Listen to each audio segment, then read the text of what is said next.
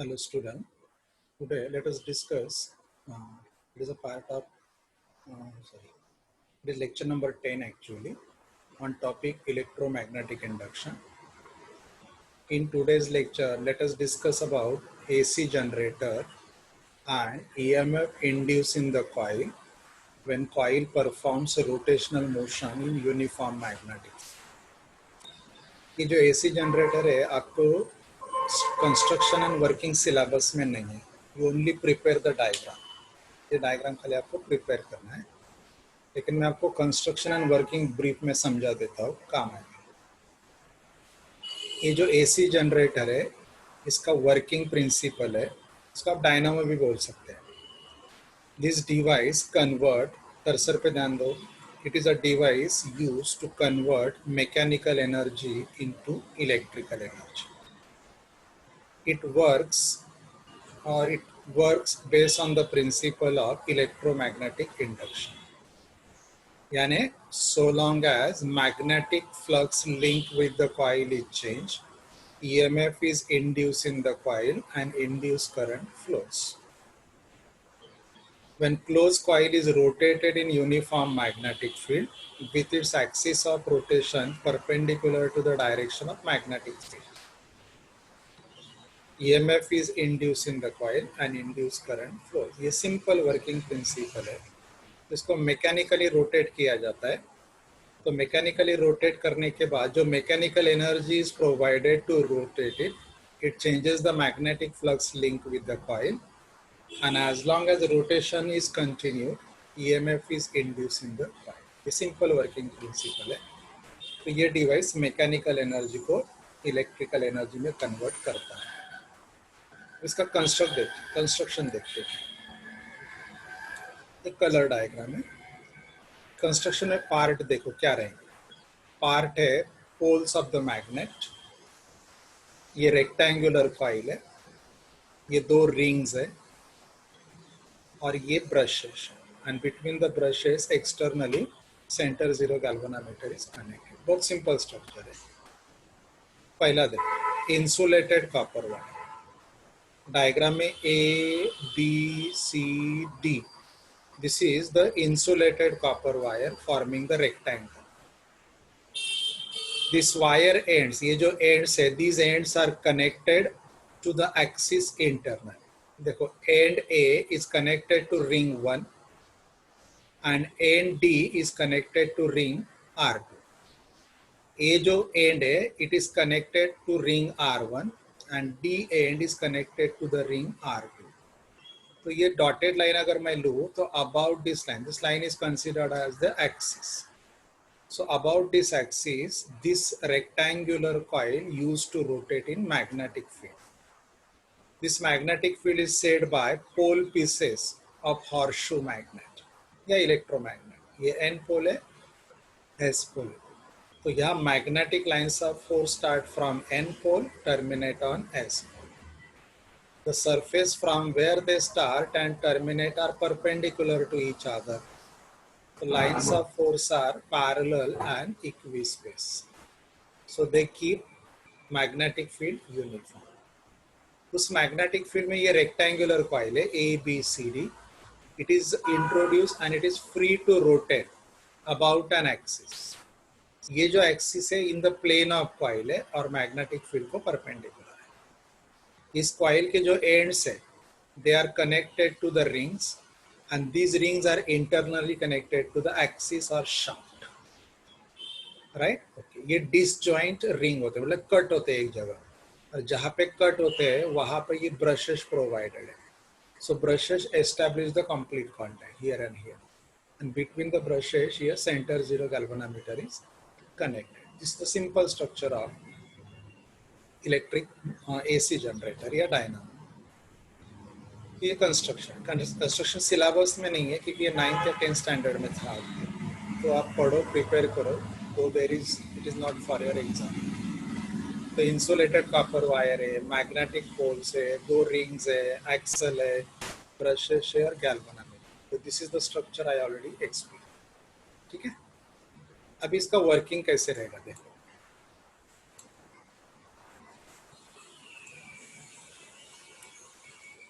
पहले एज्यूम करो कि ये कॉइल रोटेट नहीं कर रहे, तो plane of the coil is parallel to magnetic lines of force.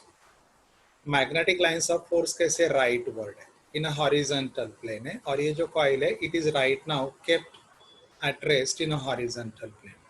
तो magnetic lines of force are what, parallel to the coil. ये axis of rotation about which coil used to rotate. Coil is free to rotate about this axis. This axis is in the plane of coil and it always remain perpendicular to the magnetic field. मानो आपने coil को clockwise rotate किया. जब आप coil को clockwise rotate करोगे तो ये कॉइल रोटेट होते समय मैग्नेटिक फील्ड में एरिया इंट्रोड्यूस करेगा. पहला पैरेलल टू द फील्ड था, जैसे आप क्लॉकवाइज रोटेट करना शुरू करोगे it starts introducing the area in the magnetic field.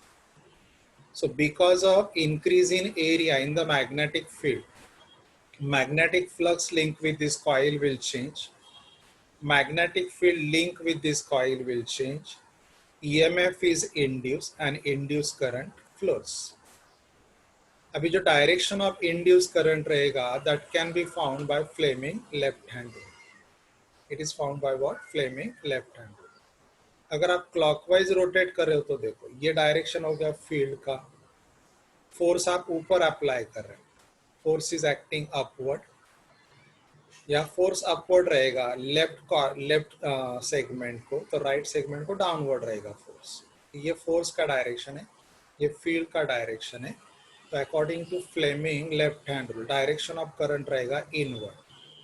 तो यहाँ करंट जाएगा इनवर्ड, टर्न होके यहाँ करंट आएगा out. So through the coil, current flows from A to B, B to C, C to D. ये coil में से current flow होगा. और external current flows from B2 to B1 through galvanometer. And galvanometer shows you momentary deflection on one side of the center. क्योंकि center zero galvanometer है तो इसका pointer right में deflect होगा center से. ये कॉइल क्या होगा, ये कॉइल रोटेट होके 90 डिग्री पर आ जाएगा. व्हेन कॉइल बिकम्स वर्टिकल, इसके आगे रोटेट नहीं होगा क्योंकि ये डिसजॉइंट रिंग्स हैं. ब्रशेस कॉइल्स को डिसकनेक्ट करेंगे, तो हाफ रोटेशन में करंट फ्लो होगा ए बी सी डी, बाहर B2 टू B1. अगर B2 टू B1 है तो this galvanometer shows you deflection to the right of 0. Half rotation के बाद क्या होगा, ये डिसजॉइंट हो जाएगा, right. Direction of current reverse होगा. Now current flows from D C B A, ऐसे उल्टा करंट फ्लो होगा.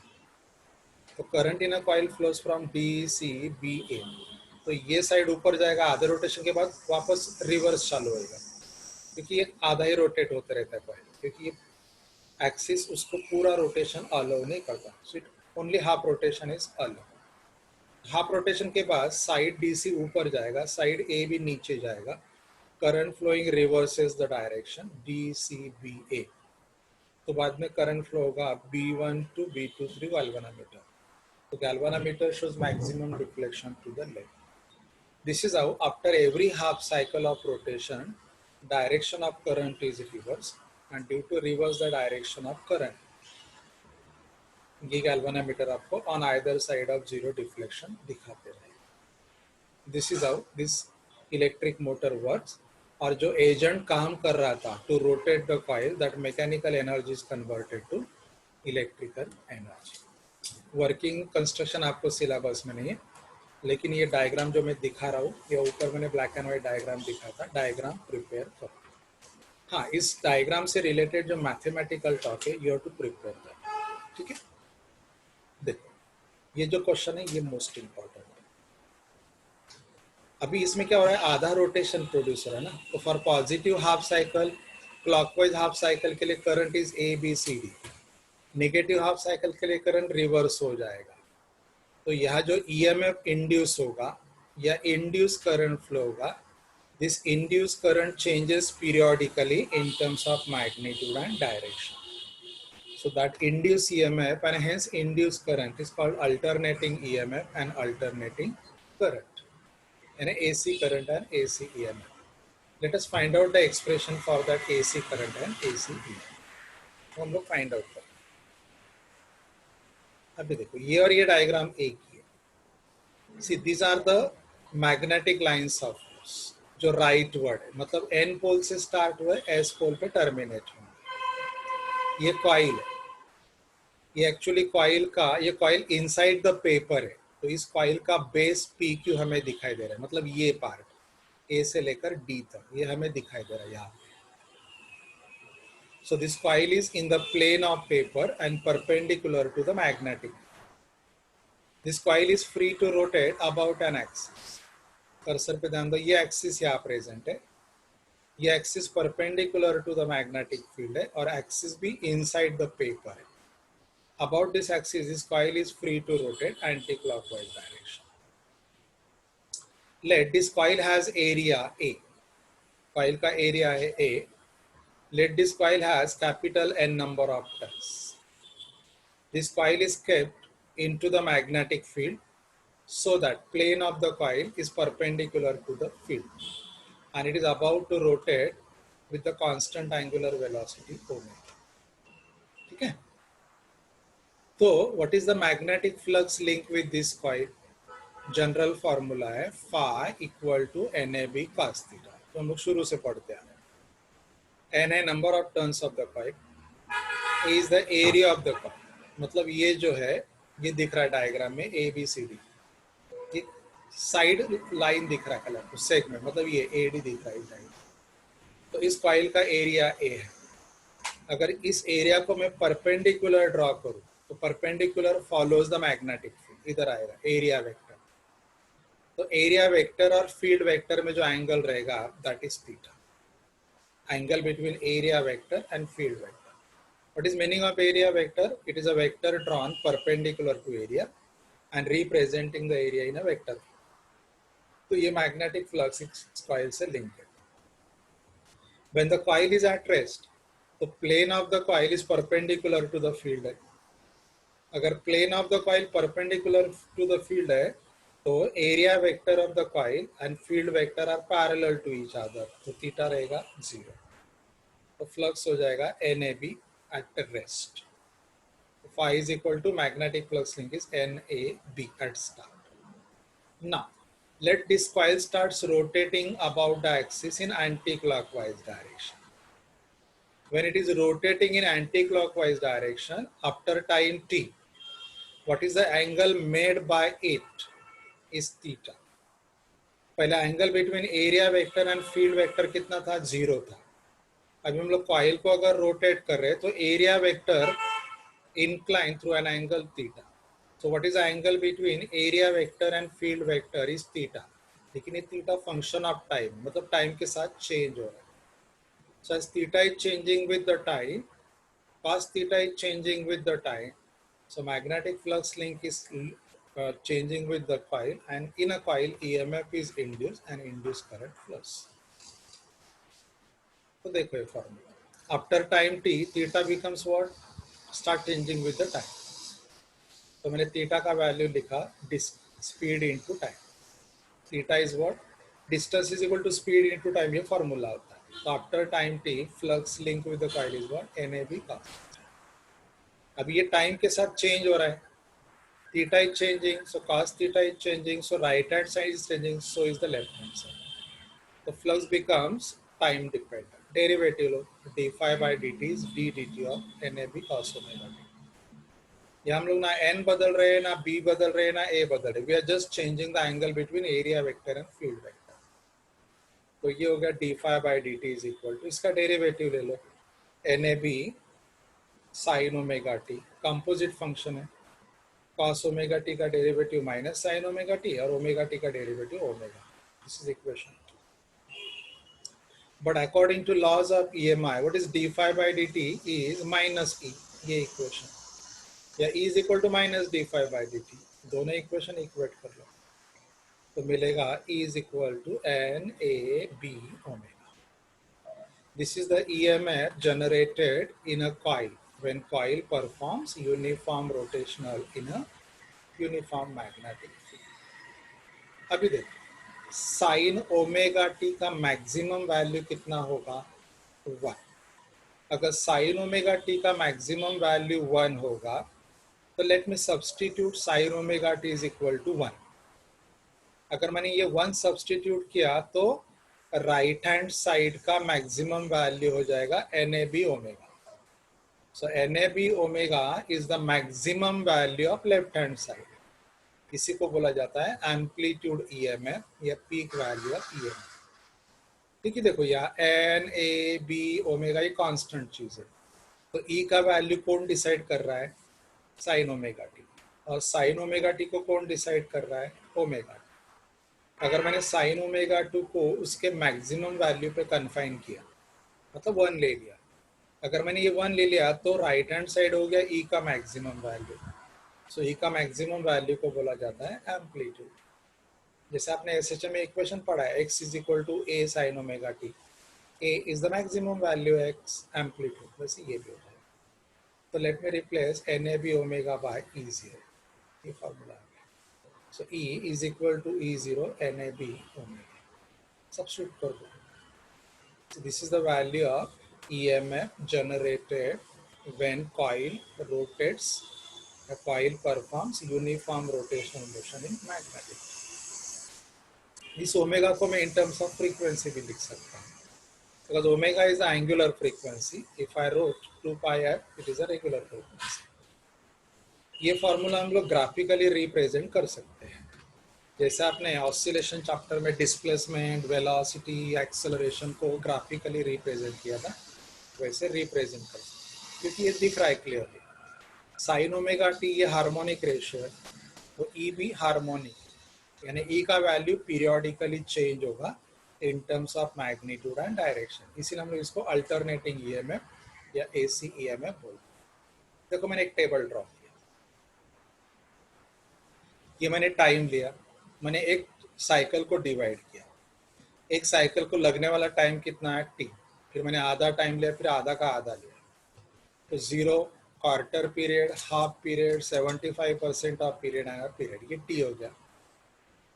फिर ये T ओमेगा T में सब्स्टिट्यूट करो, तो ये वैल्यू होगा 0, π/2, पाई, 3 π/2, 2 पाई, ये हो जाएगा फेज, क्योंकि मैंने T सब्स्टिट्यूट किया ना 0, और ओमेगा कितना होता है ये वैल्यू 2 पाई अपॉन कैपिटल, तो ये आएगा। तो साइन ओमेगा टी ये वैल्यू अटेंड करेगा, sine 0 0, sine π/2 1, sine pi 0, sine 3 π/2 -1 and sine 2 pi is what 0। ये यहाँ सब्स्टिट्यूट करो, जैसा आपने ऑसिलेशन में किया था सिमिलर है, अरे सिंबल अलग है यहाँ पे, तो ये E का वैल्यू आते रहेगा। तो देखो जो EMF इंड्यूस होता है कॉइल रोटेटिंग में, that EMF induce in the coil is always maximum when plane of the coil becomes parallel to the field, and EMF induced in the coil is always minimum when plane of the coil becomes perpendicular to the field। आप ऐसे graphically represent कर सकते हो। E is equal to 0 at 0, π/4 T/4 time पे मतलब π/2 radian पे हो जाएगा मैक्सिमम, फिर पाई रेडियन पे 0 या टाइम T/2 पे 0, फिर टाइम 3T/4 यानी 3 π/2 पे मैक्सिमम निगेटिव, ये वापस ये भी डायग्राम, ये एग्जाम के लिए नहीं करना है, ये खाली अंडरस्टैंडिंग के लिए। देखो जब plane of the coil perpendicular to the magnetic field रहेगा, EMF इंड्यूसेस 0, एंटी क्लॉकवाइज आपने रोटेट किया थ्रू 90 डिग्री या π/2 रेडियन, तो जैसे plane of the coil parallel to the field हो जाएगा, एरिया वेक्टर चला जाएगा अपवर्ड, तो एरिया वेक्टर और फील्ड वेक्टर में एंगल आ जाएगा 90 डिग्री या π/2, EMF मैक्सिमम हो जाएगा। तो उल्टा किया आपने, यहाँ पे फील्ड वेक्टर लेफ्टवर्ड हो गया, सॉरी राइटवर्ड है, एरिया वेक्टर लेफ्टवर्ड गया, ये 0 to 90 मैक्सिमम, अब ये 90 का 180 किया, तो इस केस में एरिया वेक्टर गया लेफ्टवर्ड, फील्ड है राइटवर्ड। यहाँ एरिया वेक्टर और फील्ड वेक्टर दोनों राइटवर्ड है, तो plane of the coil perpendicular to the field था, मतलब थीटा का वैल्यू कितना था, 0 था, ओमेगा टी का वैल्यू 0 था, तो EMF इंड्यूस इज व्हाट 0।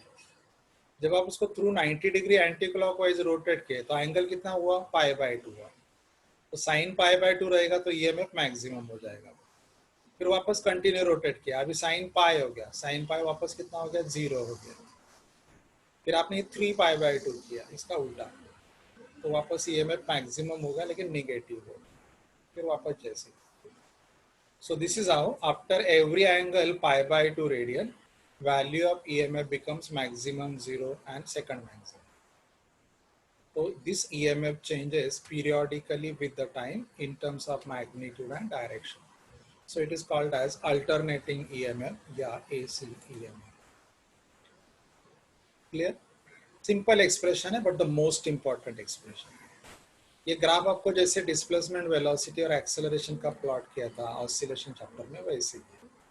और देखो मैंने यहाँ क्लियरली दिखा है, जब एंगल 0 होगा, angle between area vector and field vector जब 0 होगा, तो प्लेन ऑफ द कॉइल रहेगा perpendicular to the magnetic field, EMF introduce नहीं होगा। तो दिमाग में रखो, whenever plane of the coil is parallel to the field, EMF is maximum, and when plane of the coil is perpendicular to the field, EMF is 0. Same conditions मैंने अलग से भी ऐड करके दिया, ये देखो, ये दो। See, AC EMF is induced in the rotating coil is maximum. कब?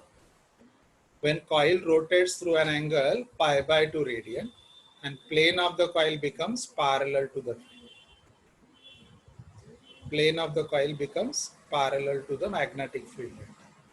तो जब plane of the coil parallel to the field vector हो जाएगा, इसका मतलब है एरिया वेक्टर और फील्ड वेक्टर में एंगल आएगा पाई बाय 2, एंगल आएगा 3 पाई बाय 2, एंगल आएगा 5 pi by 2. So let me generalise, angle आएगा odd pi by 2. That time EMF inducing the coil will become maximum.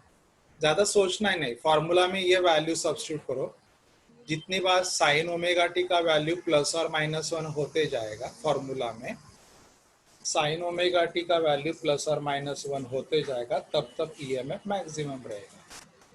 तो ओमेगा टी का value जब पाई by 2, 3 pi by 2, 5 pi by 2, 7 pi by 2 होते रहेगा, EMF induce in the coil maximum रहेगा. और जब angle ये वैल्यूज अटेंड करेगा, तो प्लेन ऑफ द कॉइल हमेशा पैरेलल टू द फील्ड होते रहेगा. अलग अलग स्टेटमेंट डिस्कस करेंगे. और जब साइन ओमेगा टी का वैल्यू 0 होते रहेगा, ईएमएफ इंड्यूस बिकम्स व्हाट, 0. मतलब एंगल जब 0 रहेगा, तो एंगल जब पाई हो जाएगा 2 पाई, 3 पाई एंड सो ऑन. ये कंडीशन 2 मार्क के लिए आती है, राइट.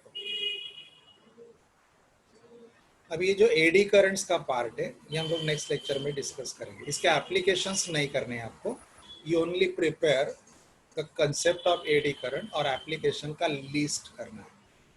मैंने आपको यहाँ एप्लीकेशंस देखे रखे हैं, लेकिन आपको खाली हेडलाइंस प्रिपेयर करना है. एप्लीकेशन आप पढ़ो आपके इंफॉर्मेशन के लिए, मैं नहीं पढ़ाएगा, और आपको खाली हेडलाइंस करना. ठीक है. In next lecture will continue. Thank you.